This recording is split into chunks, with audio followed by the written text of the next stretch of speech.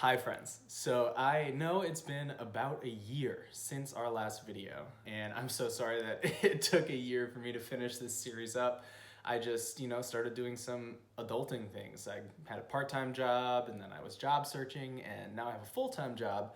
But I'm really happy to say that I've found time and energy to go back to all the old footage and to finish this series up. And so if you need a quick refresher before we pick back up where we left off in the last video, I'm gonna include a real brief walkthrough of all the steps just with time-lapse videos so that you guys can see all the steps and just remember how we got to this point.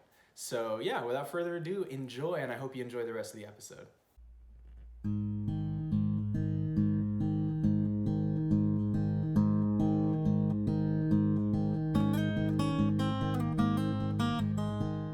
I live in the Arctic because it's October 31st, Halloween, and there's snow everywhere. But the weather has officially warmed up enough that I think I can start bucking my second hide.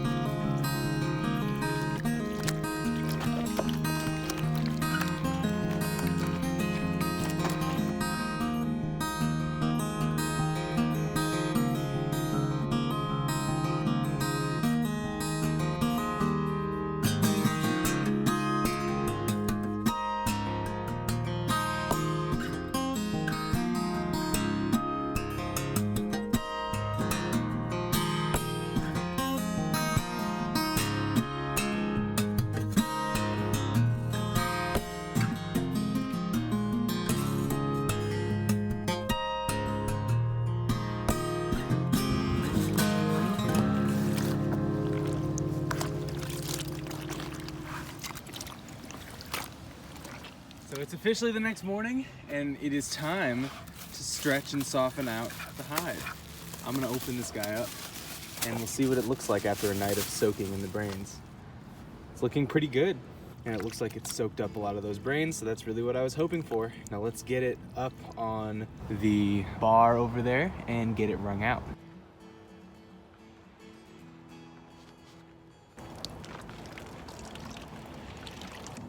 I'm very excited about today. I've woken up bright and early, and I'm getting ready for a good portion of the day to be devoted to stretching this guy out.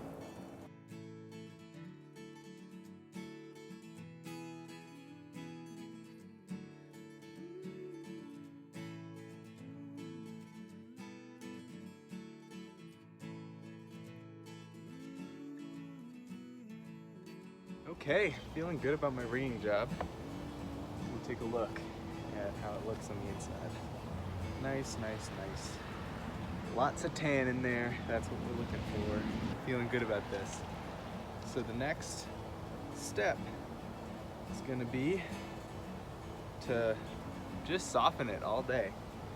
Stretch at it, bring it over by the fire, let the fire warm it up, and just really just keep working it as much as I possibly can. So I'm gonna just show you a few of the different ways that I'll be working it, and that'll be basically my day today. So should be pretty fun, and hopefully at the end of it we'll end up with a nice, beautiful, soft, pillowy, buttery, stretchy piece of buckskin. So I'm gonna start just hand stretching. Just giving it nice, big long pulls with my hands. Getting all those fibers nice and stretched out. And also working my way around the edges, just using my fingers to pull those edges nice and loose. Because the edges are what's really gonna dry the fastest, so that's what I'm trying to be most careful of. Those are what are gonna get stiff if I don't give them enough attention. Then I've also got my stake, which I can use to rub out some of these corners using a little bit of my body weight. If I had to make this again, I would make it a little higher because it's not actually at an ideal height for me to be able to really use all my body weight on it in the way that I would like to. But it's working okay. And then another thing that I've seen people use is steel cables, and they'll take their hide and they'll go like this along a steel cable. I did not have time to go out and get a steel cable and set it up. However, there is a steel cable attached to a telephone pole just right outside of our fence. And so, you know, if there's no neighbors walking by, I may just go give this a little buff on there. And you can see that when I'm stretching across the middle, I'm pulling in different directions. You know, sometimes I'll work neck to butt, pulling it lengthwise across. And then when I get down to the butt, I'll turn it over sideways and work side to side, pulling it back the other way. And we're gonna be working this until it gets bone dry. So right now, you know, if you look at the hide, you can see that there's a few different colors going on. I'm not sure how visible that is, but there's bluer areas, there's whiter areas, and then there's tanner areas. Basically, the bluer areas are the wettest areas, the tanner areas are the drier areas, and the white areas are where it's dry and has been stretched. And our goal is really to bring the whole hide to that white color. But even once it gets to that white color, there is more stretching to do. And the way that you can tell when it gets bone dry is that you can see now when I stretch it in a single direction, it stays stretched in that direction and doesn't bounce back. So if I would just stretch it the other way, it stretches out that way and then it stays like that. And when it's bone dry, it will stretch in one direction and then bounce right back to the way that it was before. So that is the state that I'm trying to bring it to. Another thing that I've heard people say is when it's bone dry, it'll be quite warm to the touch. So right now this hide feels really cool, but once it gets to the point where it's dry enough to stop stretching, it'll be warm to the touch. You can touch it to the more sensitive parts of your bodies, your cheeks, your lips, and use that to kind of judge the temperature, because your hands, you know, might get cold while you're working this and then it won't feel as cold relatively.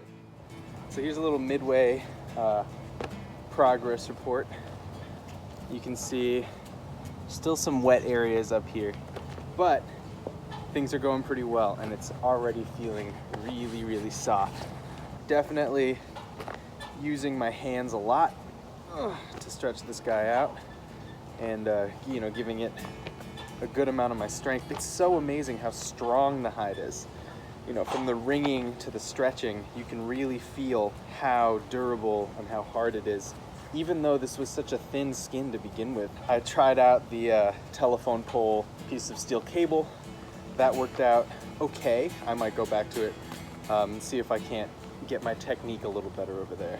So yeah, I'll keep going and maybe keep you guys updated throughout the process and check back in at various points.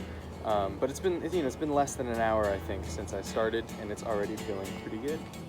All right, so progress update. This guy is getting very soft.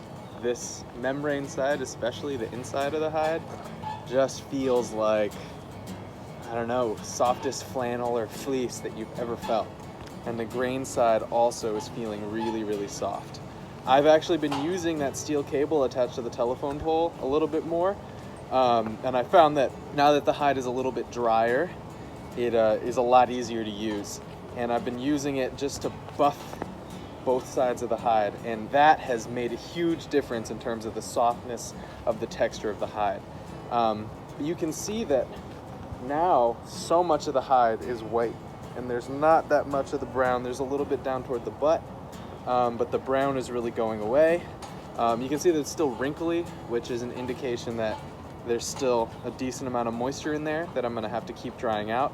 But it's now definitely gotten to the stage where it's a little bit more relaxing, and I can just work the wetter parts of the hide, and I don't have to be quite as diligent about, you know, going over the edges all the time.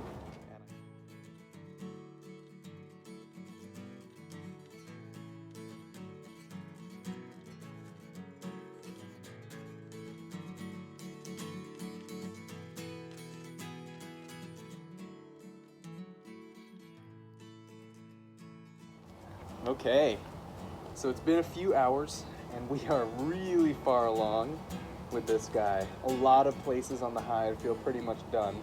And so now I can demonstrate what it looks like when it's fully dry. So you can see it's perfectly white. It looks really, really soft. And when I stretch it this way, it bounces back to where it was before rather than staying in that direction. So that's what we're looking for all over the hide. There's parts of this that maybe have a little bit more moisture left, but they don't do that big, you know, stretchy thing you can see happening in the middle of the hide here, where they just stay stretched in that direction. So yeah, the hide's really, really getting close. And because it looks almost all white, because it feels so soft, you know, you might be tempted to stop here, but you definitely should not stop at this point. You should keep going until the entire hide is all dried out. And I know that there's still moisture up here at the tip of the neck. There's still a little bit of moisture down here by the butt. And then there's a good amount of moisture just running down the spine of the animal. And I can still feel that moisture. It's still a little bit more tan than the rest of the hide. So I'm just gonna keep stretching it to get all that out. I'm also doing it over here by the fire just to help it dry out. Also to get a little bit of smoky smell in it, because I'm not gonna fully do the final step, which is smoking, for a little bit. And so just to kind of help keep pests out of it, I'm just trying to get a little bit of smoke into it next to this fire over here. Once this is done, it can be stored like this for a long time, unless pests get to it, or if it gets wet. And if it gets wet, it'll revert back to really hard raw hide, and you'll have to do this softening process all over again. So that's something I really don't want to be doing. You can see it really looks like a piece of cloth right now. It feels really soft to the touch and everything. So that's very, very exciting. Okay, so I'm done. I, did all my little tests. So one of them was, stretch it, make sure it bounces back real easy, which it does in both directions. And my other one was checking the temperature. I used my cheeks, my lips, and I just checked the temperature all over, paying special attention to the areas that I was most worried about. And those were kind of the butt, and especially like the sides of the butt over here. So I checked those really well. I checked the neck skin really, really well, just to make sure. And then, just because I was nervous, I decided to give it an extra 15 minutes. So I put on a 15-minute timer, stretch it for 15 extra minutes after I thought it was okay.